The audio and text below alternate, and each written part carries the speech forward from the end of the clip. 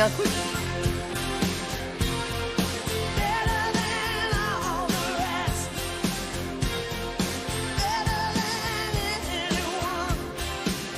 Bonjour Jean-Sébastien Fernandez. Bonjour Laurent. Alors, on va parler d'un homme qui est capable de battre la Terre entière.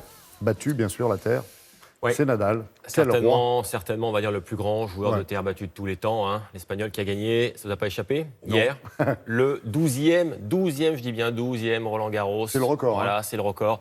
Personne n'a fait mieux, évidemment. Il a battu en finale l'Autrichien Dominic Thiem, qui n'a rien pu faire malgré toute sa bonne volonté. Son énergie. Hein, et en fait, le tennis à Roland Garros, c'est toujours pareil. Il y a 128 joueurs au départ, puis à la fin, c'est toujours Rafa qui gagne. Ça rappelle, voilà, pour les plus anciens, quelques souvenirs. Et le football. Exactement. Allez, on va voir ce qui s'est passé. On se remet tout de suite à ce moment précis. Il est 18h13 sur le central, précisément, moment historique, 3h01 de jeu.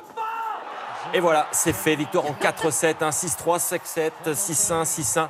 Exploit incroyable, un 12e titre, donc c'est tout simplement démentiel. Regardez l'émotion de Rafael Nadal, 33 ans quand même, qui n'était pas forcément arrivé au top, hein, on l'a dit, avant le début de ce Roland Garros, mais qui écrit sous nos yeux l'histoire du tennis. Il s'est réveillé reposé plus que l'autre. Oui, mais ça a été compliqué au début, mais il s'en est sorti 18e Grand Chelem à 2 grands chelems seulement de Roger Federer.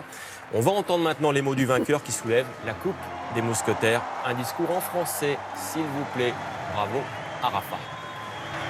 Je vous dis merci beaucoup à tout le monde, tout le public. C'est incroyable pour moi. Je ne peux expliquer la moins émotion d'après la deuxième. La douce. Avec moi, c'est vraiment incroyable. Merci beaucoup. J'espère de retrouver la prochaine. Merci beaucoup. Alors, c'est pas la dose, c'est les 12, 12, je confirme. Allez, regardez, bravo aussi à Kristina Mladenovic, la Française qui a remporté le double dame à Roland-Garros, avec sa copine hongroise Timea Babos. Elles ont battu une paire chinoise en finale. La Française qui devient du même coup numéro 1 mondial du double dame. Ça, c'est rare dans le tennis français, il y en a eu 4. Hein. Il y a eu Allard, Mauresmo et Nicolas Mahut en deux. Voilà, Allard, c'était en double dame aussi. Bravo quand même. Ouais, bravo. Et pendant ce temps-là, on joue au rugby. Il paraît. Donc ce sera la finale du top 14, ce sera une affiche, ça ne vous a pas échappé non plus. Clermont, Toulouse. Je zappais. Je sais bien. Les Auvergnats qui ont battu en demi-finale Lyon hier soir. Donc finalement, l'affiche, c'est ce qu'on attendait. Ce sont les deux meilleures équipes. Voilà, Clermont et Toulouse, deux meilleures équipes du championnat. On va voir ce qui s'est passé. Donc hier en fin de journée, c'était ce match, cette demi-finale avec Clermont en jaune qui a maîtrisé Lyon. Donc dans cette demi-finale, Clermont auteur de 3 essais, dont celui-ci de Damien Penaud, score final 33-13 pour les Auvergnats, qui rejoignent donc Toulouse en finale du top 14. Toulouse qualifiée la veille. La finale qui aura lieu samedi prochain sur France 2. Du foot. Yes. Et le Portugal qui remporte la Ligue des Nations. Les Portugais ont battu hier soir en finale les Pays-Bas. Un seul but dans ce match. Le voici à l'heure de jeu signé Gueldès. Jolie frappe et ça suffit. Le voilà, ce but. Et c'est donc un nouveau trophée pour les équipiers de Cristiano Ronaldo. Après l'Euro remporté en 2016, on va ramener un peu le couteau dans la plaie, c'était face à la France. Voilà. Et ce but donc qui donne la Ligue des Nations aux Portugais. Ligue des Nations. Ouais, ce matin également, la joie des basketteuses françaises en blanc. Elles préparent l'Euro, ça se passe plutôt pas mal. Hein, avec une large victoire hier soir contre l'Ukraine, 107-75. Ça se passait à Mont-de-Marsan. Elles préparent bien l'Euro, effectivement. Les deux équipes se retrouvent ce soir pour un nouvel affrontement amical. L'Euro qui débute le 27 juin, ce sera en Lettonie, c'est mieux qu'à Lettonie, et en Serbie. Elle est tout nue au match. C'est ça. Un lundi avec Jean-Sébastien Fernandez, ça veut dire vroom vroom et 15 Formule 1. jours, Oui, c'est ça. Oui, parce que je vais vous dire que le champion du monde a gagné le Grand Prix du Canada hier, mais en terminant deuxième. Ça, c'est plutôt rare.